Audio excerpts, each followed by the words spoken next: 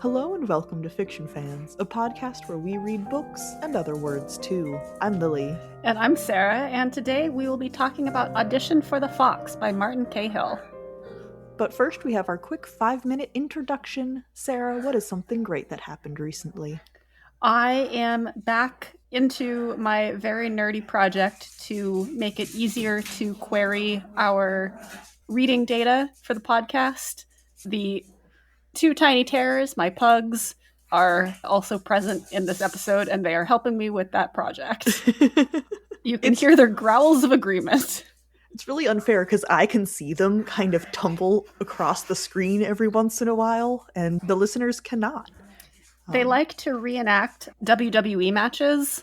Well, my good thing is that I got a bag of apples from it's not a farmer's market, and it's not a grocery store, the produce place near my house. And they're so good. Apples are good. What kind of apples are they? Honeycrisp. Oh, nice. Yeah. And there's been, a bruised one here or there, but just like top notch. I've been eating a lot of apples.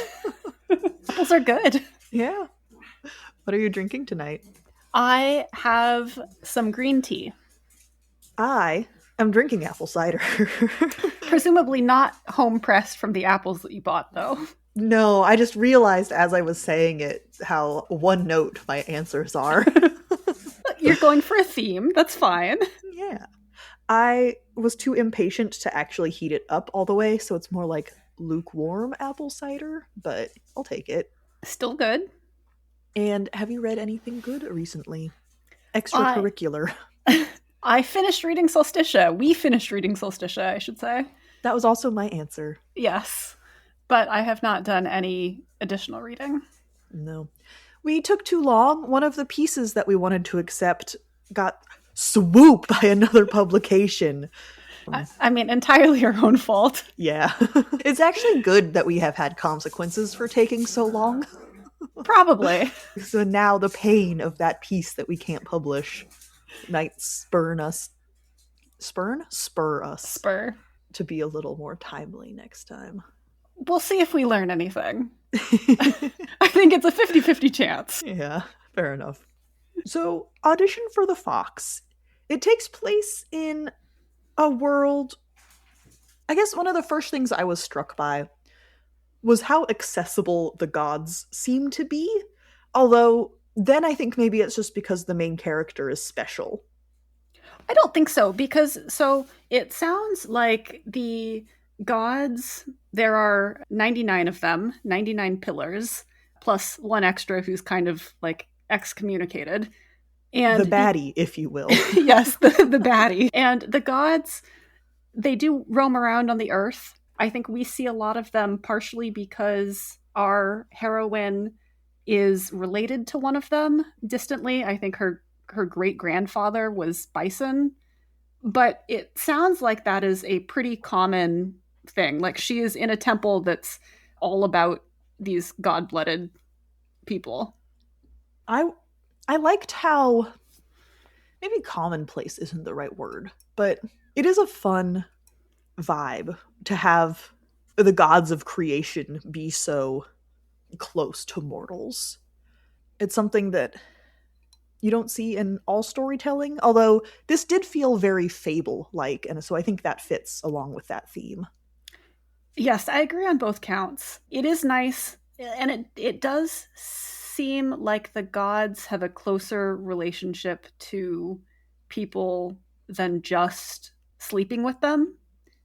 Right? Like, yeah. Like all of the god-blooded, which I think was the term used, they have to have a patron god before they can like go out in the world, basically. So they do form a relationship with a god that's not a romantic one.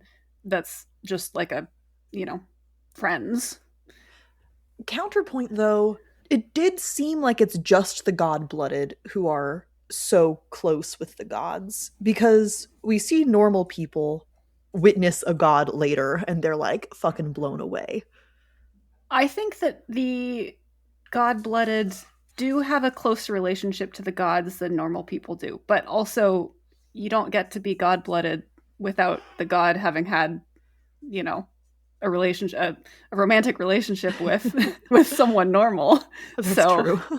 But yeah, something about just the whole storytelling structure. Well, it's not a mystery. There are actual fables kind of threaded throughout this novella. I think there are 5 sections, and at the end of each section, give or take, there is just a story that's not necessarily part of the main plot. We get some of the, not necessarily creation myths, although I think we do get a creation myth, yeah. But we get some of the fables about the fox, who is one of the main gods in this book. Not necessarily a main god in the pantheon, but I mean, you can guess from the title. Audition for the I was Fox. going to say, they're a main character. I think that's fair. Yeah. And so we get fables about them.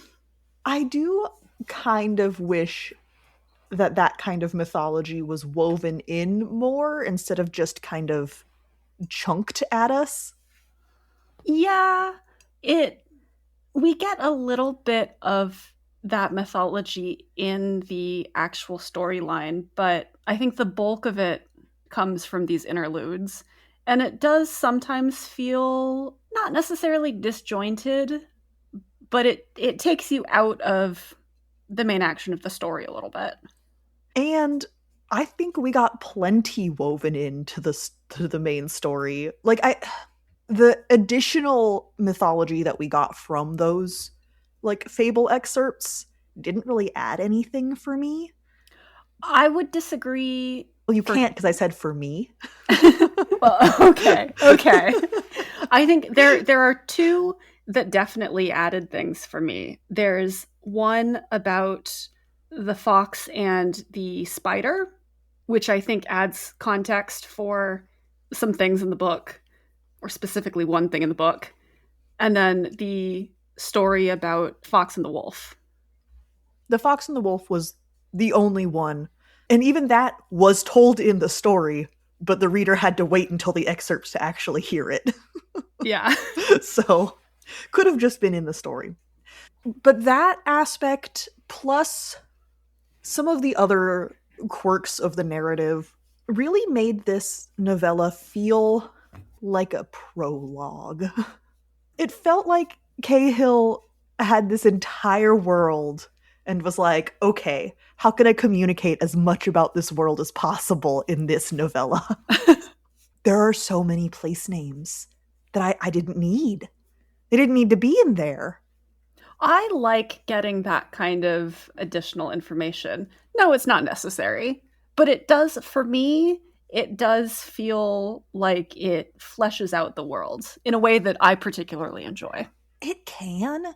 It's just when it's a list of place names that don't have anything to do with what's going on, I'm just like, I don't know anything about these places. They're never going to come back up. I'm never going to remember them. So this was just a paragraph of nothing. We don't really get that, though. A little bit. A couple times. Well, okay. I mean, if we do, it was not something that I particularly felt. Do you agree, though, that it felt like the author definitely had this entire world, or has this entire world in his head? I was shocked that this was not like part 1 of an 8-part series. Yes. I mean, I think Cahill does have an idea of the world. He knows every single pillar, what animal they are, what they stand for, and what their actual name is. And I think all 99 of them are crammed in this book somewhere. I actually loved all of the different pillars and their names. And even though, yes, you're right, like they don't show up, it was still interesting to me. We only needed like half of them. No, I was glad we got all of them. So Nessie, our main character, is trying to find a patron god, and her plotline, her audition for the fox, if you will, I was interested in. And so every time it flashed away, or not even the fables, but yeah, every time the narrative itself got distracted with some of these extraneous details, I was like, what? Her life's in danger. This isn't ratcheting up the tension. This is just making me like fall out of the zone. That's not quite right. You know what I mean. I do know what you mean. And again, I only really felt like that about the interludes, which I did like, to be clear. I liked the interludes, but they did also take me out of what was happening.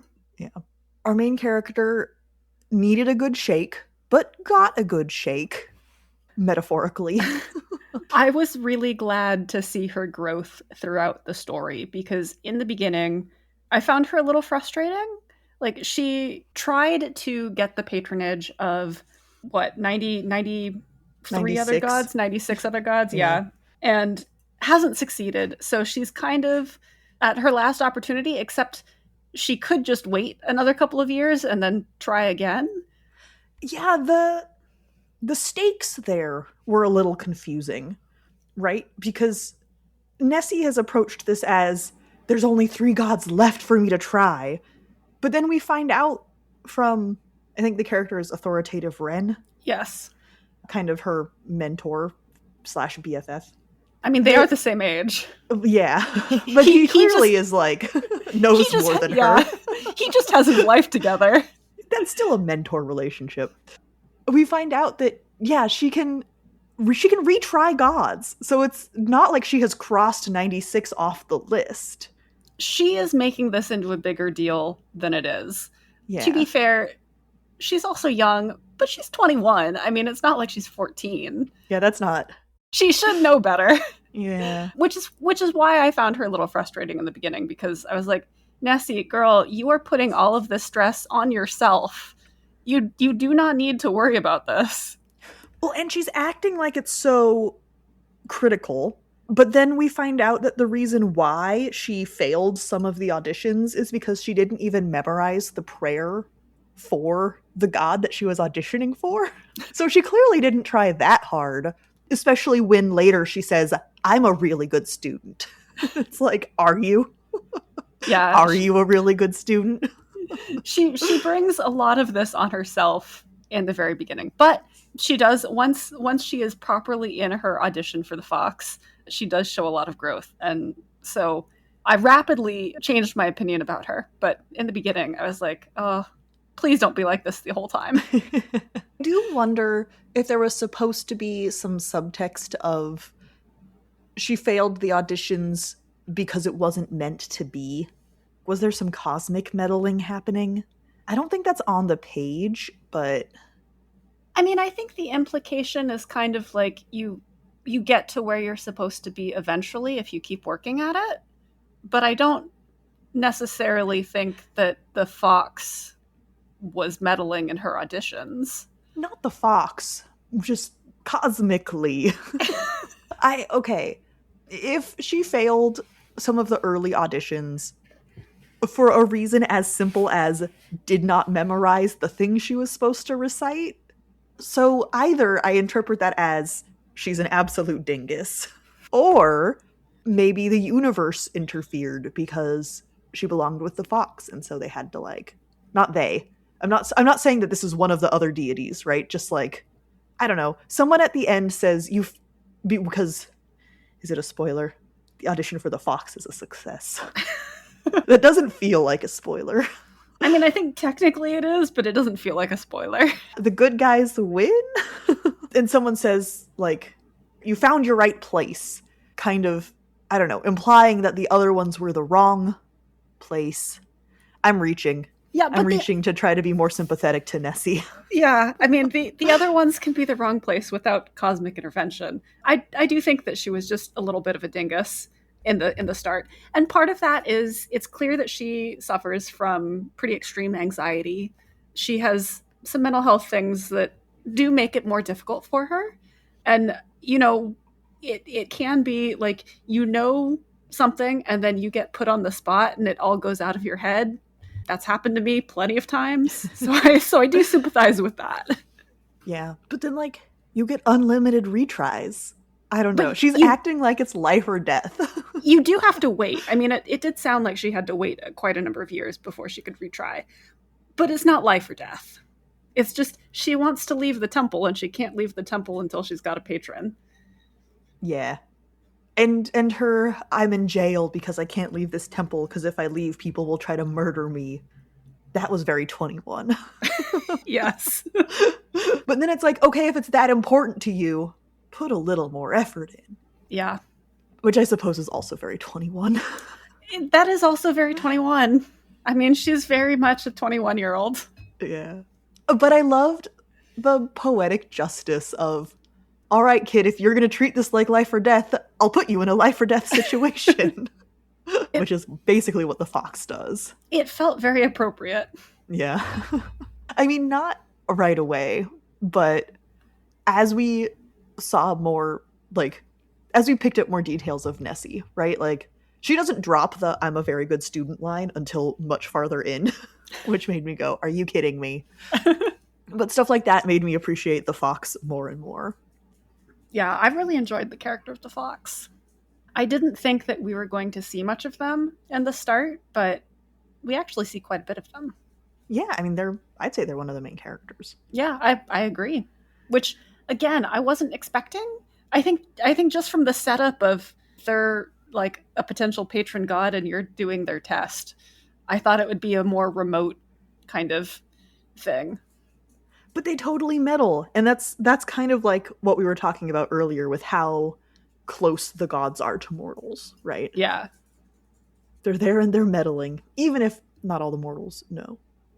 This is entirely on me, but I did have to, like, actively reframe some of the characters in my mind. How so? Because I definitely thought they were all animals for a little bit at first. Okay, hear me out. The only character we get fully described physically at the beginning is the fox, who is fursona shaped, anthropomorphic person fox. We know stuff about Nessie and authoritative Wren. Not a lot. We know Nessie has dark black hair, long black hair, dark skin. Those don't necessarily. Well, I guess they don't not say animal shaped, I suppose. No. And then when she gets thrown into her audition, we meet the bad guys who are all wolfhounds. I was like, oh, those guys are wolf shaped. I could tell that wasn't true. Like, the book didn't make me This is a you thing, not a book thing. No, yeah.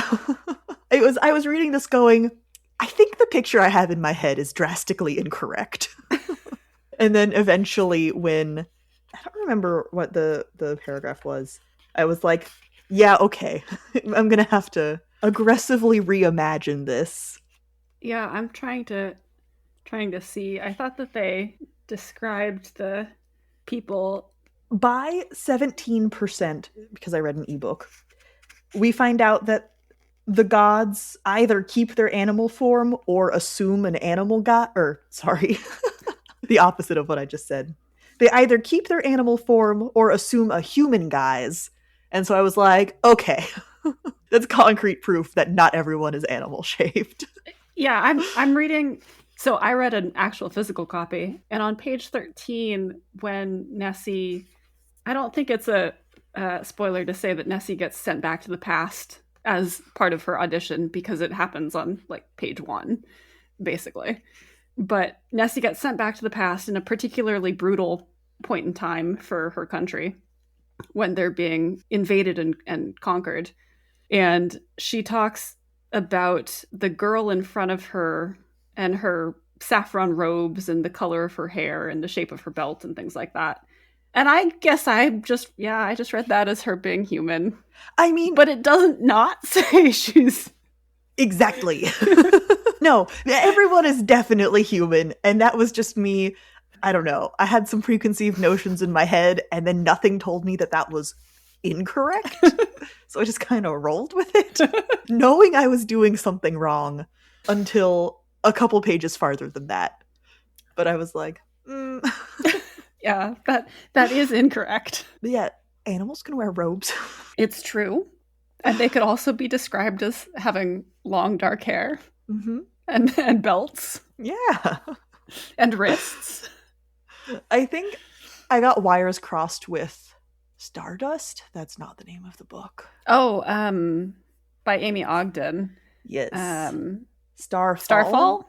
Starstruck. It's in there somewhere. Which is also not entirely animal people, but most of our main characters are.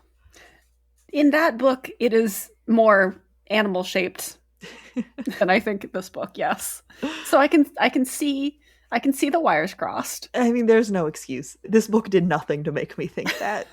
It just also did nothing to make me go, that's impossible, until 17% in. Well, Sarah, who should read this book? I think you should read this book if you are looking for a short fable about a character who goes through a lot of good personal growth. I mean, that's not the point of the book, her personal growth necessarily, but she does go through a lot of it in a very satisfying way. And there's a lot of good conquering evil themes. Yes. That were comforting. It's nice to see people stand up to tyranny. Yeah. With a heavy dose of, if we stick together, we can prevail. Yes. Well, shall we talk about how this book ends in the spoiler section? Let's go for it. This episode of Fiction Fans is brought to you by Fiction Fans. That's us. We really appreciate our patrons because otherwise we fund this podcast entirely ourselves. Patrons can find weekly bonus content, monthly exclusive episodes, and they have free access to our biannual zine, Solsticia. You can find all of that and more at patreon.com/fictionfanspod. Thank you for all of your support. The remainder of this episode contains spoilers. So, why was Una there? I mean, I think that she's there mostly so that Nessie has a friend. That's nice. But then, like, at the very end, not the very end, actually, in the sort of not the main, like, climax of the book, but the conflict right before that, when Nessie is trying to defeat the ogre, but then it turns out the ogre is actually just Tayor, a sad kid who has been attached to this cursed armor. And Nessie is going to figure out how to break that curse and calls in help from the trickster. And then also Una is there? Why is she there? To be a lookout? I mean, I liked Una, but I agree that she didn't necessarily add a lot to this story. I mean, even beyond that, like, I don't remember her showing up. Nessie sneaks in through the window, and then they're talking about what to do next, and suddenly Una is like, I can't help you. And I was like, no shit. And also, yeah, why are you here? No, there is a line about how she, like, gets Una. She just shows up. She doesn't just magically show up. Like, it felt like it. there is a sequence of events that leads to her being there. That is on page. Because I scrolled a couple of pages earlier, and there's nothing about her. And then suddenly she pipes in with, I can't help. And it's like, yeah, who thought you could? Oh, let me see if I can find it. Okay, I found her being really shocked that the fox shows up. So she is established as being there earlier. Yeah. Yeah, I think that's what I was thinking about. Oh, it happens over a chapter break. You know why? Yeah, it happens over a chapter break. And so I had to read the fable in between. And I completely lost the actual plot. Yeah. That is what happened. Yeah. But it definitely felt like Una was just there because you have to have 3 characters overcome evil. It can't just be 2. Otherwise, the 2 are going to kiss. A little bit. Yeah. A little bit. And there's no kissing in this book, which I think was the right choice. I agree. I mean, there's talk about Una flirting with someone, not any of the main characters. So, like, there are dalliances going on, but not in the plot, though. Not in the plot.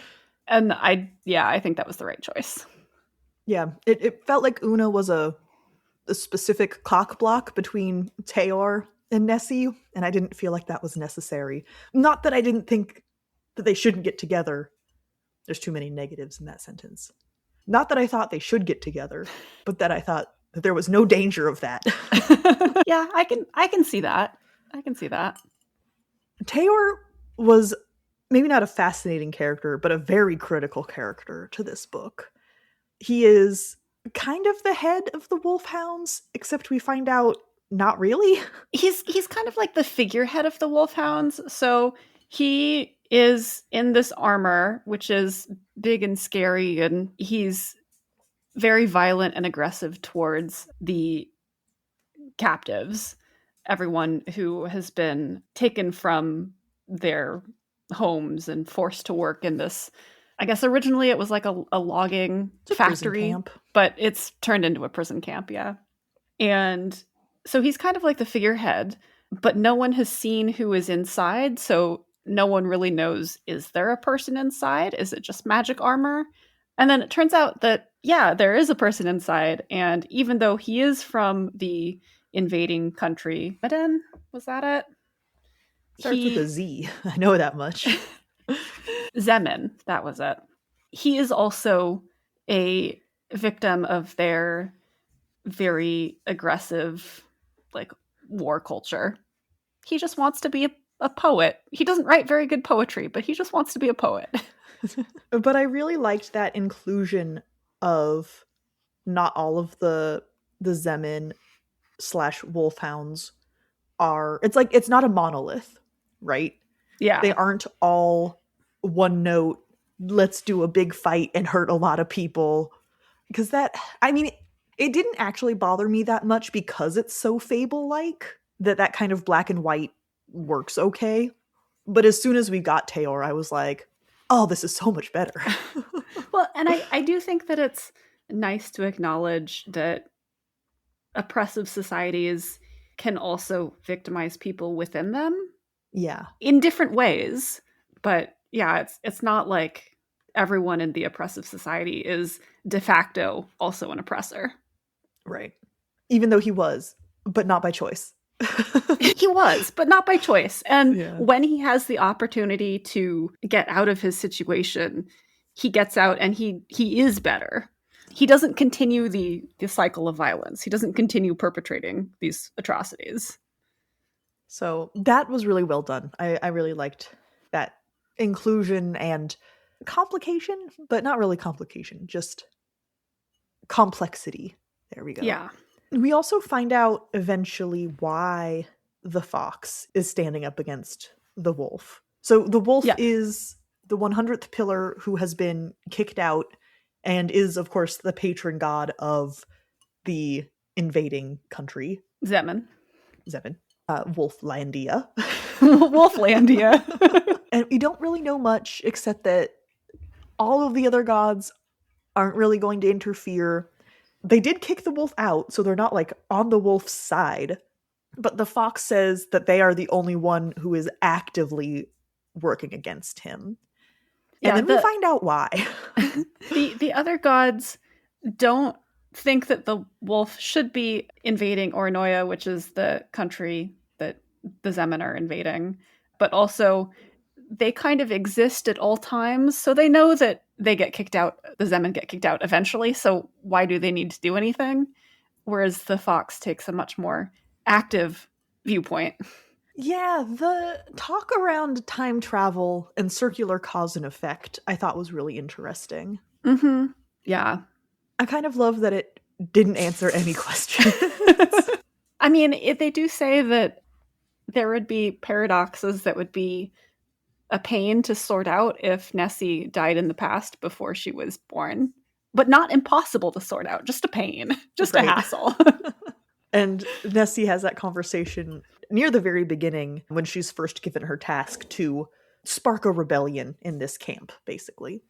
And she says, well, I come from 300 years in the future. I know that it happens, so it's guaranteed to happen, right? And the fox is like, well, yes and no. Clearly she needs to watch more Doctor Who. Yeah. I was primed for the temporal shenanigans in this book because of Doctor Who, I feel like. You almost said timey-wimey. I got close. I felt it. But that was fun. I really liked acknowledging those contradictions and then going, it's fine. Yeah, and I think the fable-like vibe of this book meant that it really was fine. We didn't need more more than an acknowledgement. Absolutely. But back to what you were saying about the fox and their reasons for actively working against the wolf. We do eventually find out, though, why the fox is taking this so personally.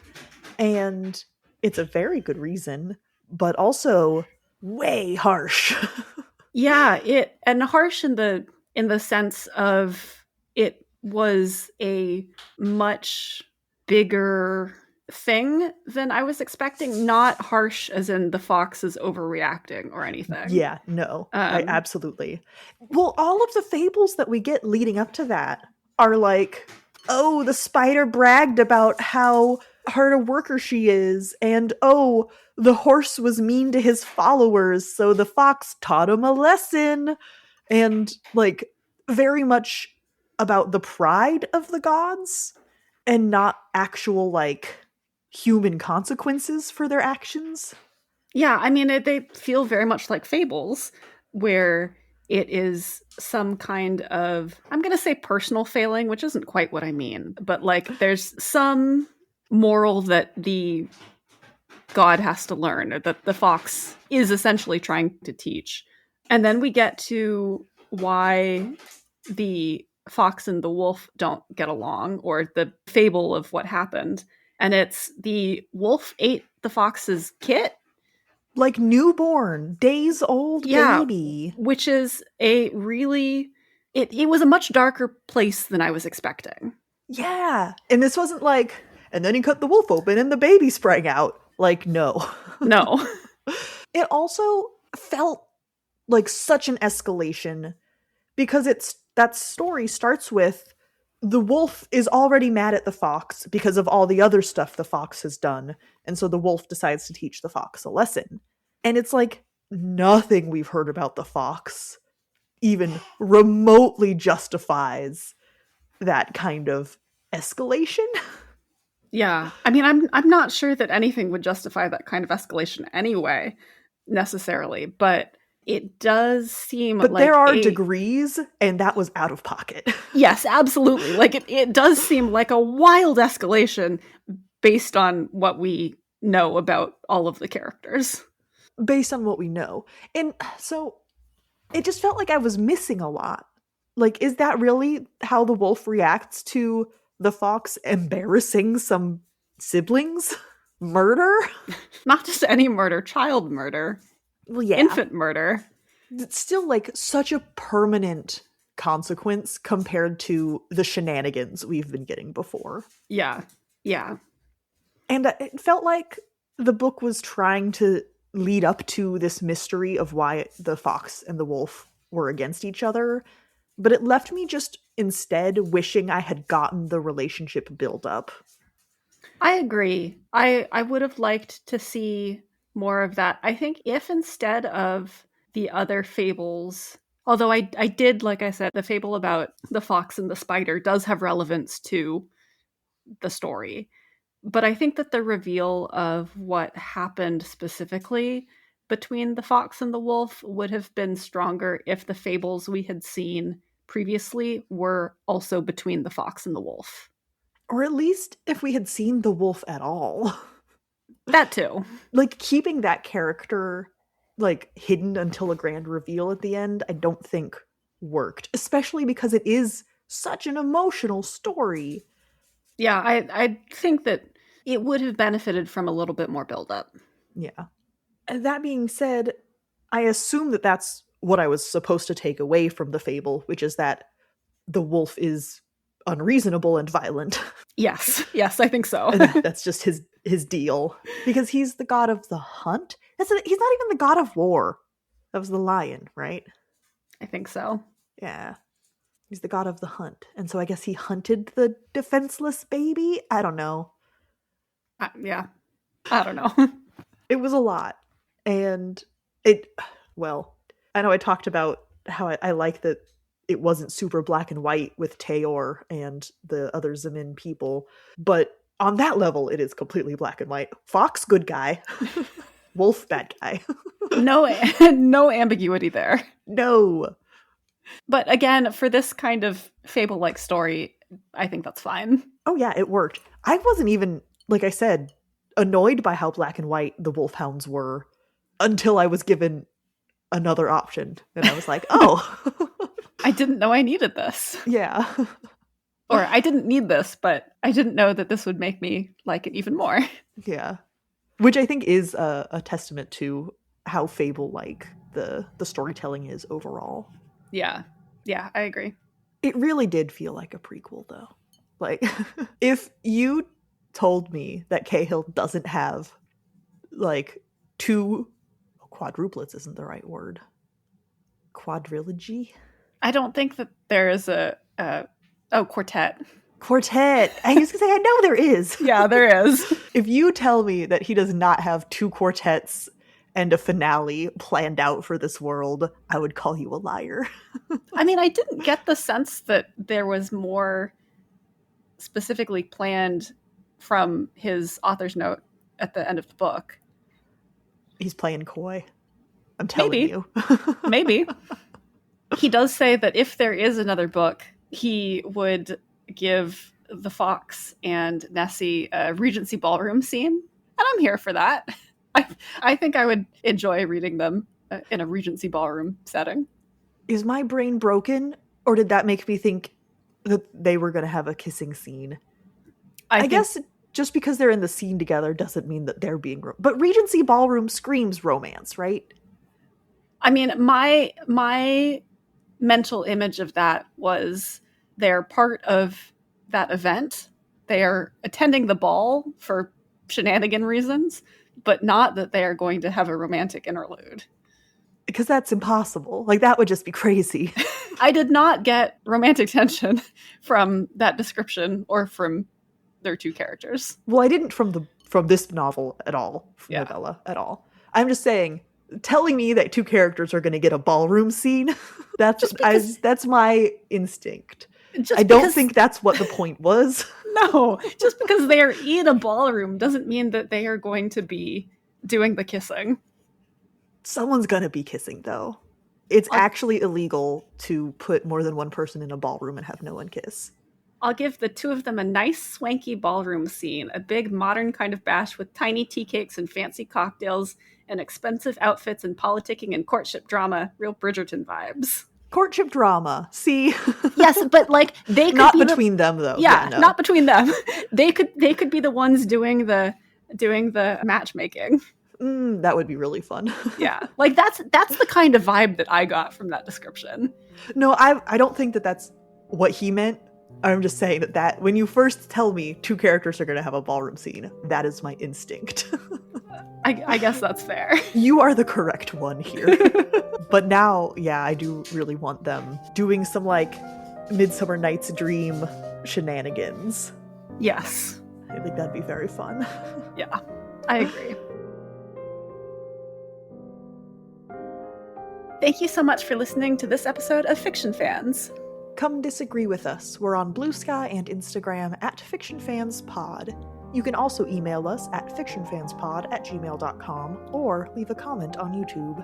If you enjoyed the episode, please rate and review on Spotify and Apple Podcasts and follow us wherever your podcasts live.